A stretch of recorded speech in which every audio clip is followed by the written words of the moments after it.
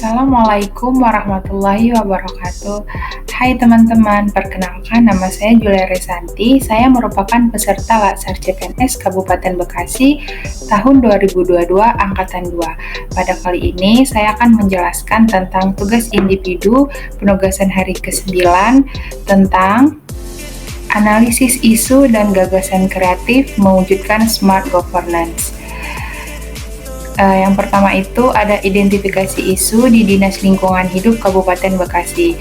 Terdapat 6 isu. Yang pertama itu ada masih kurangnya sumber daya manusia di bidang pengawasan pengelolaan lingkungan hidup.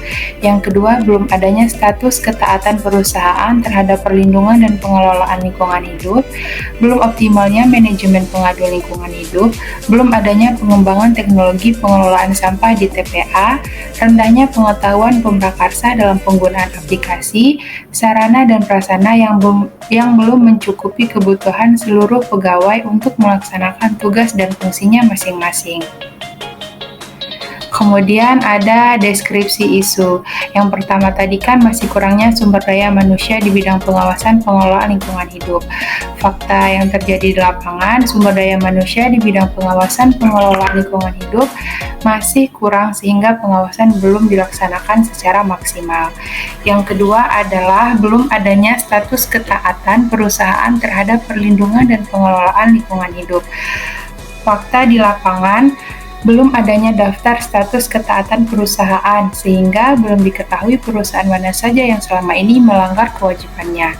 Yang ketiga, belum optimalnya manajemen pengaduan lingkungan hidup. Manajemen pengaduan masyarakat masih belum optimal, sehingga penyelesaian pengaduan masyarakat kurang maksimal. Selanjutnya belum adanya pengembangan teknologi pengelolaan sampah di TPA. Faktanya karena kurangnya inovasi dan keterbatasan biaya yang mahal menjadi kendala utama.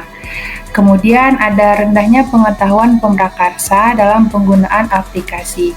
Fakta di lapangan, kebanyakan pemrakarsa belum menggunakan aplikasi sistem pelaporan elektronik perizinan bidang lingkungan hidup bagi usaha dan atau kegiatan karena aplikasi dirasa rumit bagi mereka. Kemudian ada sarana dan prasarana yang belum mencukupi kebutuhan seluruh pegawai untuk melaksanakan tugas dan fungsinya masing-masing. Fakta di lapangan seperti WiFi yang masih belum berfungsi dengan baik yang menghambat pekerjaan ASN serta pengadaan laptop atau PC yang masih banyak kekurangan. Kemudian ada keterkaitan terhadap manajemen ASN dan Smart ASN. Manajemen ASN terkait sebagai perencana, pelaksana, dan pengawas penyelenggaraan tugas umum pemerintahan dan pembangunan nasional melalui kebijakan dan pelayanan publik yang profesional, bebas dari intervensi politik, serta bersih dari praktik korupsi, kolusi, dan nepotisme.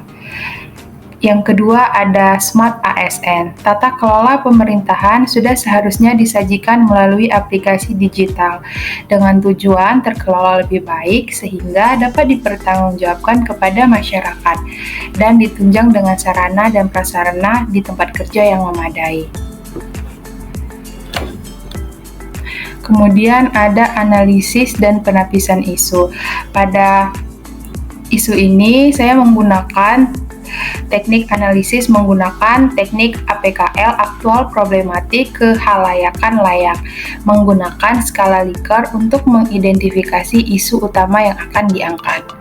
Berdasarkan hasil APKL, maka ditemukan isu yang dianggap penting untuk diselesaikan yaitu belum adanya status ketaatan perusahaan terhadap pengelolaan lingkungan. Kemudian, apabila isu yang diangkat tidak segera diselesaikan, maka berpotensi menimbulkan beberapa dampak. Yang pertama, tidak diketahuinya perusahaan mana saja yang taat dan tidak taat terhadap pengelolaan lingkungan. Yang kedua, pihak perusahaan melanggar dan tidak peduli dengan pengelolaan lingkungan hidup. Yang ketiga, meningkatnya pencemaran dan kerusakan lingkungan. Selanjutnya, analisis penyebab core issue. Yang pertama, kurangnya kesadaran mengenai pentingnya database status ketaatan perusahaan terhadap izin dan dokumen lingkungan. Kemudian, penyimpanan database izin lingkungan, dokumen lingkungan, dan hasil pengawasan pengelolaan lingkungan yang tidak teratur. Dan kurangnya koordinasi antar bidang terkait status ketaatan perusahaan dalam pengelolaan lingkungan hidup. Kemudian yang terakhir, gagasan kreatif untuk menyelesaikan core issue. Berdasarkan isu yang menjadi prioritas saat ini, yaitu belum adanya status ketaatan perusahaan terhadap izin dan dokumen lingkungan, maka gagasan untuk memecahkan isu prioritas tersebut ialah analisis dan penetapan status ketaatan perusahaan hasil pengawasan pengelolaan lingkungan. Baiklah teman-teman, demikianlah pemaparan tugas dari saya. Wassalamualaikum warahmatullahi wabarakatuh.